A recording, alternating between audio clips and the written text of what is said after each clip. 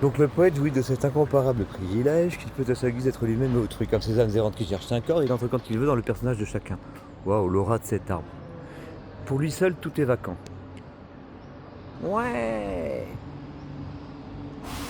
Le pinceur.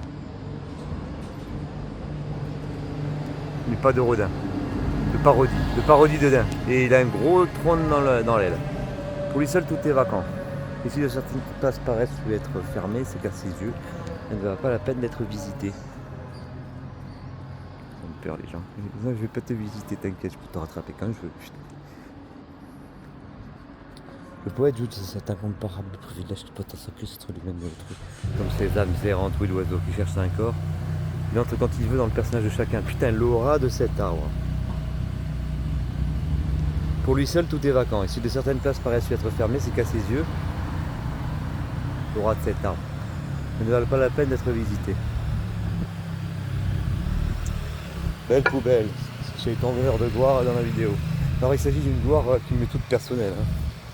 C'est la seule qui importe. Je m'emporterai seul dans mon tombeau. Enfin, vous me filerez peut-être un coup de main.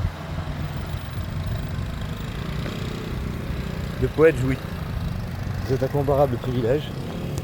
Il peut à sa guise être lui-même et autrui. Comme ces âmes errantes qui cherchent un corps. C'est toi qui a fait ça? Bon, ne ment pas. Il entre quand il veut dans le personnage de chacun. Et s'il ne veut pas que j'entre dans lui. Pour lui seul, tout est vacant ici de certaines places. Reste être fermé, c'est qu'à ses yeux, il ne vaut pas la peine d'être visité. Charles Baudelaire.